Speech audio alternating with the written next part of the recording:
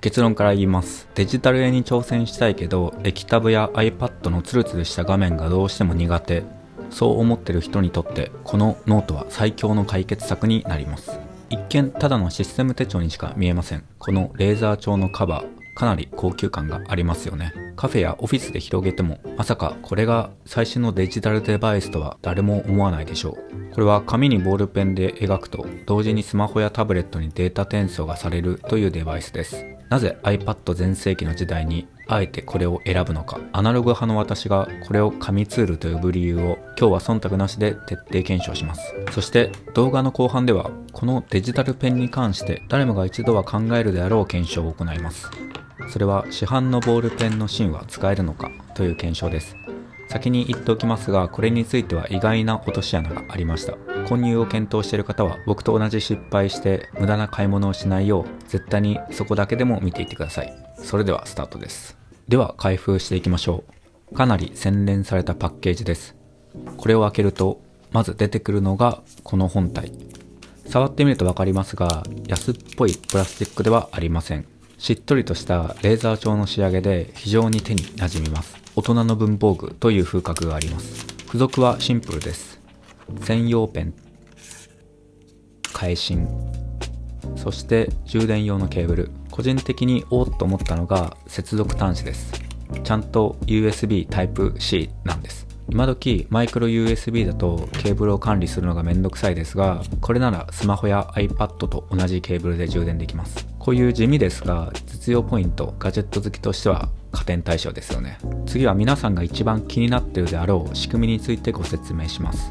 仕組みは非常にシンプルです。この下敷きノート本体がペンの動きを読み取っているだけなんです。つまりどういうことか、上に載せる紙は何でもいいということなんです。専用のノートである必要はありません。市販のキャンパスノートでも100均のクロッキー手帳でも、なんならコピー用紙の裏面でも構いません。初期費用さえ払ってしまえば日々のランニングコストは紙代とインク代だけ、ほぼタダみたいなものですね。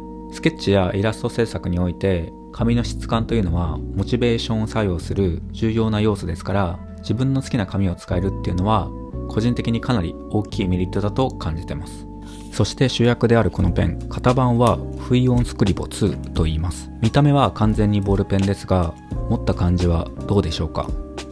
少し太めの高級ボールペンくらいの重量感ですね。ちなみにこのペンバッテリーレスなので充電の手間もありません。いつでもすぐに書き始められます。まずはこの箱出しの状態で書いてみます。普通にいいですね。正直こういうデバイスの付属ペンっておまけ程度の品質が多いんですけども、これは違いますね。インクの出も安定していて引っかかりもありません。このままでも全くストレスなく使えるレベルの完成度です。とはいえ長く使う上で懸念されるのが、インクが切れたらどうするの？専用の芯が高いんじゃないの？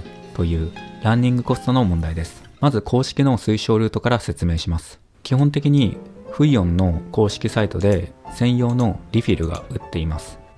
面白いのが、普通のボールペン芯だけでなく液タブとして使うためのプラスチックペン先も用意されている点ですね。完全にデジタルデバイスとして運用したい人はこちらを選ぶのが正解です。ですがここからが本題です。文房具好きの私がなぜこのデバイスに目をつけたのか。その理由はこの芯の形にあります。この形状、文房具に詳しい方はピンときたかもしれません。実はこれ D1 規格という一般的な多色ボールペンなどで使われる金属芯と同じ国際規格サイズなんです。つまり文房具で売っている市販の芯が使えるんじゃないか。もっと具体的に言えば、あの最強の書き味を誇るジェットストリームの芯が使えるんじゃないかなと思ってます。というわけで実際に買ってきました。ジェットストリームプライム返芯。まずは装着できるか確認です。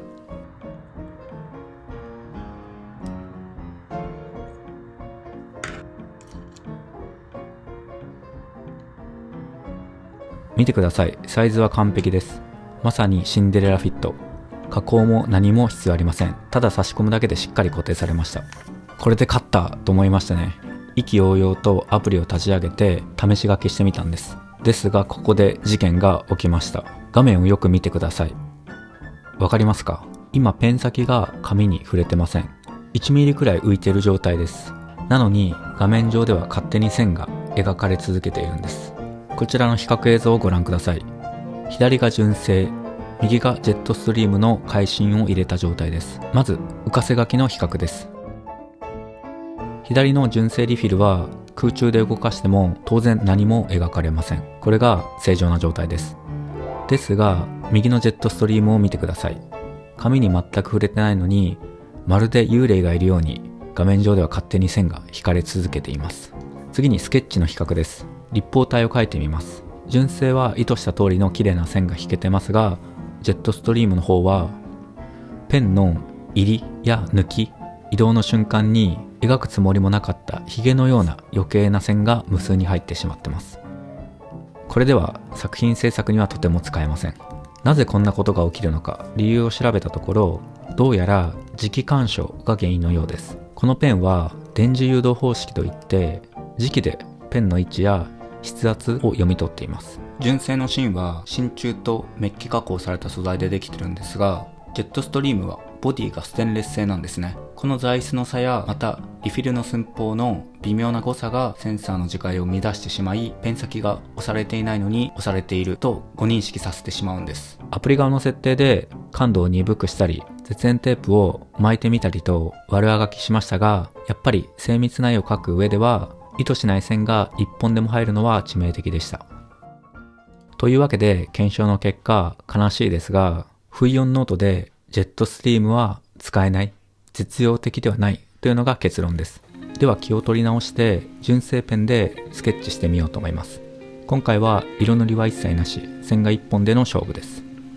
見てください、この線の止まりの良さ。 iPad のようなガラス画面だとどうしてもペン先がつるっと滑ってしまい、線が意図した場所より少し伸びてしまったりブレたりしますよね。ペーパーライクフィルムを貼っていてもやはりガラスの硬さは残ります。ですがこれは正真正銘の紙です。紙特有の繊維による摩擦が適度なブレーキの役割を果たしてくれます。このブレーキがあるから止めたい場所でピタッとペンが止まる。結果として毛先のようなシュッとした鋭い線、いわゆる入りと抜きがテクニックいらずで自然に描けるんです。そして描いたそばからリアルタイムでデータ化されていく。通常アナログ線画をデジタル化するにはスキャンしてレベル補正してという面倒な作業が必要ですが、これはその工程がゼロです。書き終わった瞬間、もうスマホの中に SNS に投稿できる状態のデータがある。このスピード感は革命的です。いかがでしょうか。左がアナログの原画、右が生成されたデジタルデータです。まず描いてみて感じた圧倒的なメリットからお話しします。最大の評価ポイントは物理的な違和感がゼロだった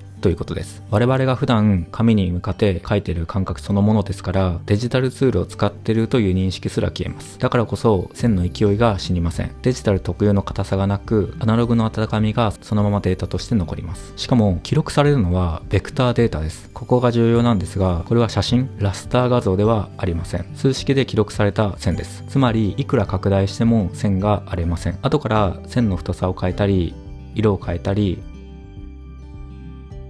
失敗した線だけ消すこともできます。アナログの書き味で描いてデジタルの利便性で管理する。線画メインの人間にとってこれ以上の環境があるでしょうかと、ここまで絶賛しましたが、ここからは忖度なしのネガティブレビューです。線一本で勝負するからこそごまかしが効かない部分で気になった点が2点ありました。1つ目は極端に弱い筆圧への反応です。僕は普段ペンの重さだけで書くようなフェザータッチで当たりを取ることがあります。この時紙には薄くインクの線が残っているのですが、デジタル側では認識されず線が途切れてしまうことがありました。これは物理的なスイッチが入るギリギリの筆圧だとセンサーが拾いきれなくなることが原因のようです。対策として意識してしっかり描くこと。微細すぎるタッチの時はデジタルに認識させるために少し意識的に筆圧を乗せる必要があります。これは慣れが必要な部分だと思います。2つ目はハッチングの解像度です。スケッチにおいて影の表現なので線をミリ単位で密着させて描くと、デジタル側では線がくっついたり逆に感覚が均等になってしまうことがありました。アプリ側で解像度を上げる機能はないため、これはハードウェアの限界かと思います。ただこれは運用でカバーできます。対策はシンプルで、いつもよりも大きめに描くことです。キャンパスを広く使って描けば相対的に線の間隔が広がり、ハッチングの潰れも気にならなくなります。実際この完成品を見て線が潰れていると感じた人は少ないはずです。このデバイスの癖さえ掴んでしまえれば問題なく高音品質な線画が作れます。結論です。もし見ているあなたがフルカラーの厚塗りをしたいなら迷わず iPad を買ってください。そっちの方が幸せになると思います。ですが僕のようにモノクロのスケッチを愛する人だったり、手帳にアイデアを書き留めたい人、そして何より紙の書き味こそが創作のモチベーションになる人、そういう人にとってこの不意音ノートは iPad よりも幸せになれる唯一無二の選択肢です。ジェットストリーム化こそ叶えませんでしたが、純正のままでも十分書く喜びを思い出させてくれるデバイスでした。概要欄に購入先のリンクを貼っておきます。ぜひこの革命的な書き味を体験してみてください。それでは次の動画で会いましょう。消しゴムでした。バイバイ。